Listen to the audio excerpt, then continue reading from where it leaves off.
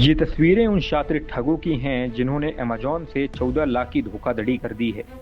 दरअसल ये शातिर गिरोह अमेजॉन से एप्पल कंपनी के महंगे प्रोडक्ट्स ऑर्डर करता था और शातिर तरीके से असली सामान निकाल कर उसमें नकली सामान पैक कर देता था और फिर ऑर्डर को रिजेक्ट दिखा देता था।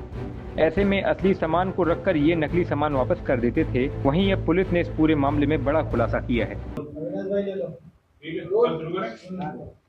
गोरखपुर पुलिस ने सर एक ऑनलाइन फ्रॉड करने वाले 5 आरोपियों को गिरफ्तार किया है। 10 लाख रुपए की राशि में से बरामद। ये किस तरह का फ्रॉड हुआ था, किससे हुआ था? इंदौर पुलिस ने लगातार साइबर फ्रॉड में लगातार अंकुश करने के लिए लगातार प्रयास करी रहे। इसी के तारतम्य में बवरकुआ पुलिस को एक बड़ी सफलता मिली है। एक बड़ी साइबर फ्रॉड में हम लोगों ने 5 आरोपियों को गिरफ्तार कर लिया और उसके साथ ही साथ आवेदक का लगभग 10 लाख रुपए हम लोगों ने वापस भी कोर्ट के थ्रू उसको वापस भी करा लिया। इसमें फरियादी का नाम था सचिन गुप्ता। ये लोकल रहने वाले बवरकुआ का निवासी था।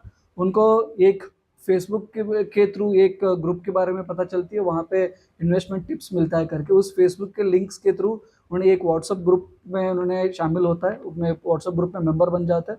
व्हाट्सएप ग्रुप में मेंबर बनने के बाद वहाँ पे लगातार लोगों का टेक्स्ट वगैरह हो रहा था, मेरे को इतना प्रॉफिट हुआ, मेरे को 1 लाख प्रॉफिट हुआ, मेरे को 2 लाख प्रॉफिट हुआ, इस टाइप के उसमें लोकल व्हाट्सएप ग्रुप में मैसेज चल रहा था। उसके बाद उस मैसेज में देखते हुए, उसके प्रलोभन में आते हुए, उसमें व्हाट्सएप ग्रुप में मेंशन किया एक एप्लीकेशन, एक डमी एप्लीकेशन था, उसको उन्होंने डाउनलोड किया। उस डमी एप्लीकेशन के थ्रू उनको टिप्स मिलता था। उस एप्लीकेशन में उन्होंने लगातार इन्वेस्टमेंट करता गया। उसमें लगभग टोटल उन्होंने 93 लाख रुपए उसमें उन्होंने इन्वेस्टमेंट किया उस डमी एप्लीकेशन में। उसके बाद उसमें उनको लगातार रिटर्न्स दिख रहा था एप्लीकेशन में, 2 लाख, 3 लाख, 10 लाख तक उनको रिटर्न दिखता रहा। पर वो तब विड्रॉल करने में आया, विड्रॉल करने में उन्होंने शुरू किया तो उसमें 1 रुपए भी विड्रॉल नहीं हो पाया। उसके बाद उसको समझ में आता है मेरे साथ ये इतना बड़ा साइबर फ्रॉड हुआ है करके। उसके बाद तुरंत उन्होंने बवरकुआ पुलिस को संपर्क किया। बवरकुआ पुलिस को संपर्क करने के बाद हम लोगों ने तुरंत 1930 और cybercrime.gov.in होता है, उसमें हम लोगों ने लगातार उसमें डिटेल्स वगैरह हम लोगों ने एंट्री कर दिया। उस एंट्री करने के पश्चात हम लोगों ने फरियादी का 10 लाख रुपए का हम लोगों ने फ्रीज किया गया। अलग अलग म्यूल अकाउंट्स में उसका पैसा गया था, उसको हम लोगों ने फ्रीज किया गया। उसके बाद लगातार संपर्क के साथ कोर्ट के थ्रू हम लोगों ने उसकी 10 लाख रुपए को हम लोगों ने वापस भी करा लिया। उसके बाद हम लोगों ने इसमें अपराध पंजीबद्ध किया 318(4) BNS के अंतर्गत। उसके बाद हम लोगों ने उसका इन्वेस्टिगेशन शुरू किया गया TI बवरकुआ और उसके बाद ACP जूनी इंदौर और एडिशनल DCP जोन 4 के अंतर्गत हम लोगों ने एक टीम गठित किया गया। उसके बाद लगातार हम लोगों ने इन्वेस्टिगेशन के अंदर हम लोगों ने एक चेन को हम लोगों ने ट्रैक किया गया। उस चेन के अनुसार हम लोगों ने पहले हम लोगों ने 2 आरोपियों को महाराष्ट्र बीट से हम लोगों ने गिरफ्तारी किया गया। उसमें विशाल चौहान पिता मांगेराव चौहान था, ये बीड की महाराष्ट्र का रहने वाला था। और दूसरा एक और आरोपी था गणेश पिता प्रमोद राव, ये भी बीड महाराष्ट्र का आरोपी था। इसमें हम लोगों ने इसमें मास्टरमाइंड निकला गणेश ने इन्होंने म्यूल अकाउंट्स को ओपन करता था 1% कमीशन में। कोई भी नॉर्मल आदमी को पकड़ लेता था, उनसे बोलता था तुम डॉक्यूमेंट्स को प्रोवाइड करो, तुम्हारे नाम पे हम लोगों ने एक अकाउंट ओपन करेंगे, उस अकाउंट में कितना भी पैसा आएगा उसमें 1-2% रुपए तुमने रख लो, बाकी पैसे हमको दे दो करके। इस टाइप में गणेश बहुत सारे म्यूल अकाउंट्स को ओपन करता था। अभी गणेश को हम लोगों ने गिरफ्तारी कर लिया था। उसके बाद हम लोगों ने और एक आदमी के हम लोगों ने गिरफ्तार किया उसी गणेश के स्टेटमेंट के आधार पर, ओडिशा भुवनेश्वर से। उसका नाम था रश्मि रंजन पिता रवि नारायण। ये 24 साल का रहने वाला है, ये पूरी ओडिशा का रहने वाला है। इसको हम लोगों ने भुवनेश्वर से हम लोगों ने गिरफ्तार किया। ये सेकंड मास्टरमाइंड निकला। इन्होंने भी कमीशन के आधार पर बहुत सारे अकाउंट्स को, म्यूल अकाउंट्स को ओपन किया। इन्होंने 2% में उस अकाउंट्स को ऑपरेट करता था। और इसके बाद हम लोगों ने रश्मि रंजन की स्टेटमेंट के आधार पर और तकनीकी डाटा के आधार पर हम लोगों ने 2 आरोपियों को देवास से अभी हम लोगों ने गिरफ्तार किया है। उसके नाम आशीष पवार पिता अविनाश पवार, ये कोटी रोड जिला देवास का रहने वाला है। और 5वां अपराधी है नैवेद्य पिता मुकेश सिरोंजा, इसको हम लोगों ने टोकुर्द जिला देवास से हम लोगों ने गिरफ्तार किया। टोटल हम लोगों ने 5 लोगों को अभी तक हम लोगों ने गिरफ्तार किया। अभी देवास का अगला लिंक हम लोगों ने भी उसको डेवलप कर रहे हैं। अभी भी इसमें बहुत सारे आरोपी हो सकते हैं, उसके भी खिलाफ हम लोगों ने कार्रवाई करनी होगी। सर ये लोगों ने इसके जो 5 आरोपी गिरफ्तार हैं, 53 लाख के अलावा भी इस लोगों का फ्रॉड किया है, इस संबंध में कुछ जानकारी? बिल्कुल, अभी इन लोगों ने, गणेश एक बीड महाराष्ट्र का रहने वाला है और दूसरा रश्मि रंजन ये पूरी उड़ीसा का रहने वाला है।